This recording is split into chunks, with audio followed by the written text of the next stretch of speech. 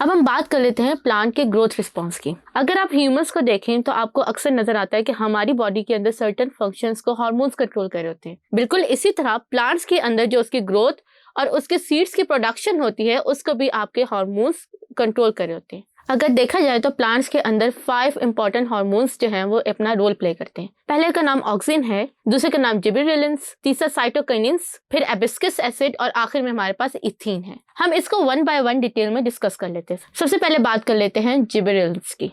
Gibberellins basically ये वो hormone होता है जो कि प्लांट के अंदर सेल इनलोंगेशन के अंदर इंपॉर्टेंट रोल प्ले कर होता है। यानी सेल का पहला क्या होता है काम, सेल डिवीजन। डिवीजन के बाद जो दूसरी स्टेज होती है जिसको सेल इनलोंगेशन कहते हैं, वो जो है ये आपका जिबरेलिन हार्मोन जो है ये परफॉर्म कर रहा होता है। ये basically more than 75 different types के होते हैं और ये सारी टाइप्स जो है ये साइंटिस्ट ने आइसोलेट किए और उनको स्टडी के लिए।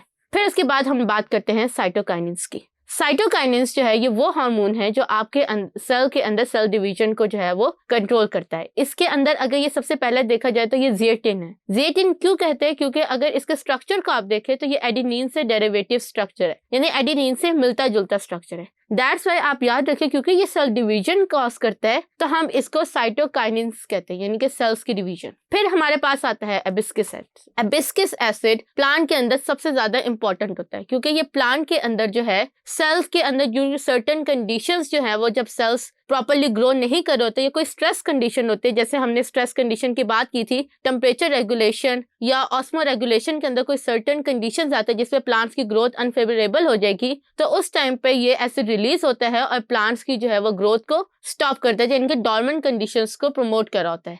दैट्स वाई हमेशा स्ट्रेस कंडीशन में रिलीज हो रहा होता है। फिर हमारे पास आता है इथाइलिन और इथीन हार्मोन। ये वो हार्मोन होता है जो कि प्लांट्स के अंदर फ्रूट राइपनिंग और लीफ एजिंग के प्रोसेस को प्रमोट कर रहा होता है। अगर आप देखें कि पत्ते जो होते हैं वो एक सर्टेन टाइम के बाद झड़ जाते हैं, तो वो जो झड़ने का प्रोसेस होता है वो बेसिकली इथाइलिन हार्मोन की प्रोडक्शन की होता है। और इसीलिए आपने अक्सर देखा होगा कि जो फल प्रॉपरली राइप नहीं होते उनको राइप करने के लिए हम लोग इथीन का गैस स्प्रे करते हैं।